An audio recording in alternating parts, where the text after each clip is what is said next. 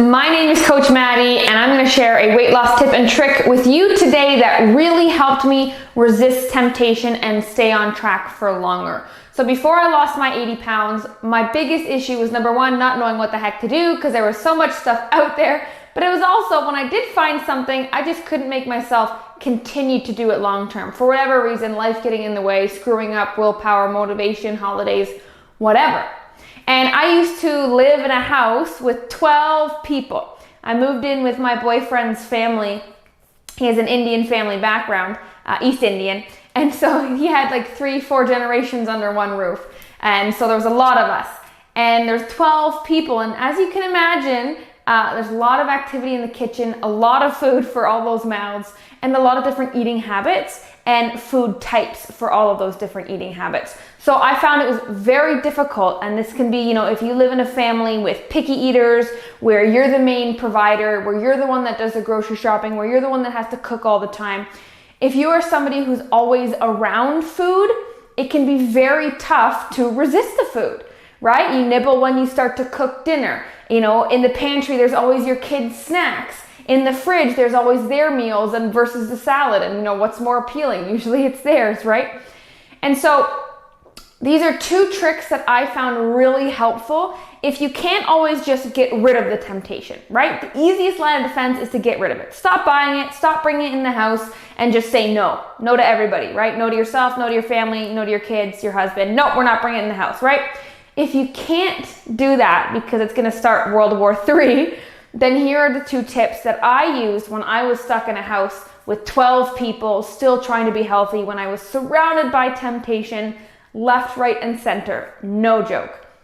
So the first thing I did was make sure that the pantry was organized strategically so that everything at eye level was the healthier choices, right? So things like the kids' snacks, or chips, or chocolates, or crackers, or the stuff that that maybe when you start nibbling on, you can't stop, or maybe the stuff that that you go to when you're bored, or you mindless eat while you're watching TV and Netflix at night. That stuff should be not at eye level. So you want to organize your pantry so that, number one, the healthy stuff is eye level. Okay, that's your job. Now, the second thing you want to do is all that other food in there that you can't get rid of for whatever reason, you want to ask your family members to put it somewhere where you're not going to know or see it. So either really high, really low, in a box, behind something. So again, if it's not there, you don't know that it's there, and then you're not going to want it, or you're not going to go search for it, right? You ever get the munchies, and then you keep opening up the fridge and closing it, and opening the fridge and closing it, waiting for something magically to appear that you really want to eat, right? Well, that's kind of the same idea you want to do with your pantry. You want to go in there, stand there, and have the only option is to, pop some popcorn kernels from scratch instead of a microwavable bag, right? You want to make it a little harder for you to make the unhealthy decision, and you want to make yourself more discouraged from making the unhealthy decision by only having healthier options available, which usually we don't necessarily want anyway. So it's a great way to just turn you around and have you not snack on anything at all in the moment. And then worst case scenario, if you do snack, you chose something healthier so it wasn't as damaging, as they say. It didn't set you back. You can feel good about the decision instead of guilty.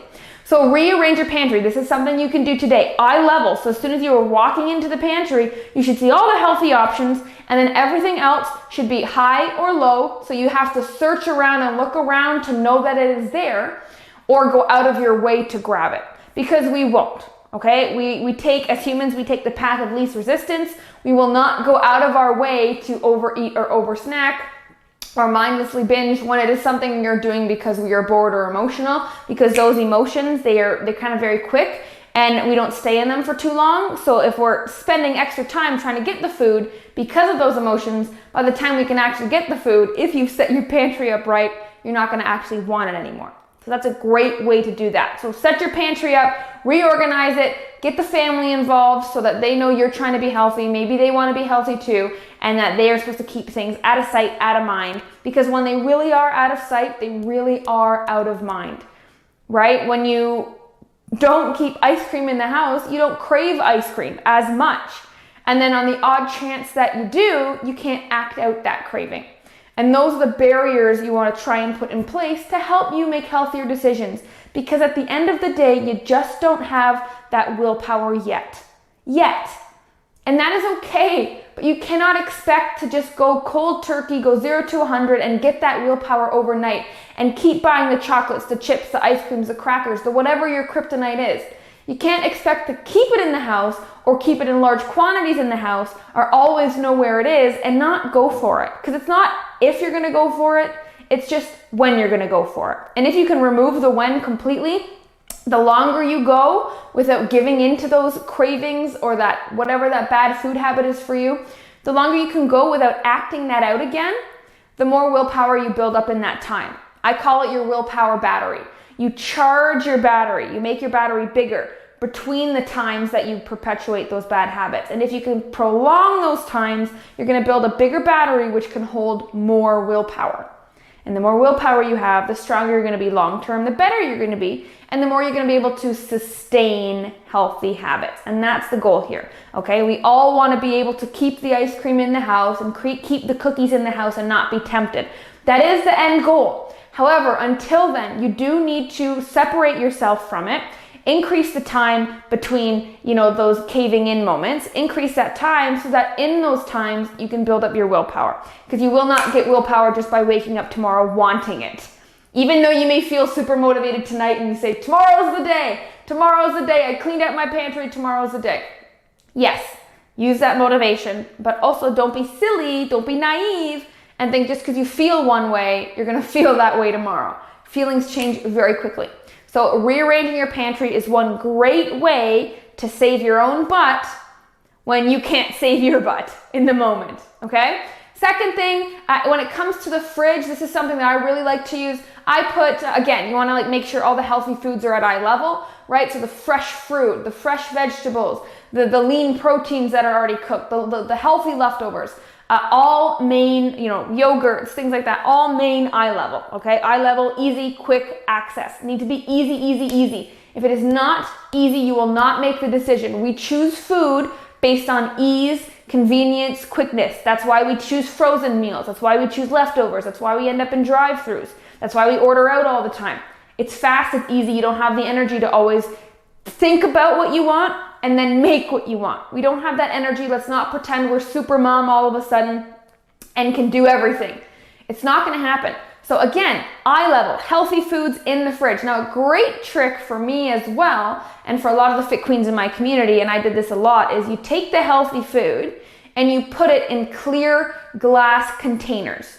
Okay, number one, it looks way more appealing than, maybe you have one of those Tupperware drawers in your kitchen where it's just a mishmash of containers with missing lids, or stained tomato sauce containers, or maybe you use like reusable sour cream containers, yogurt containers, ice cream cartons that you reuse for other foods, right? Yes, it's handy, yes, it works, but it's not appealing.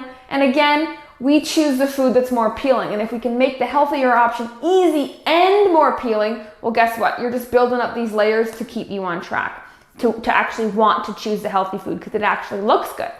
So clean, clear, preferably glass containers. Glass is generally going to be a little healthier for you, and it just looks more appealing, right? Looking at beautiful fresh strawberries through a glass Tupperware versus a stained tomato sauce Tupperware. I mean, you decide, right?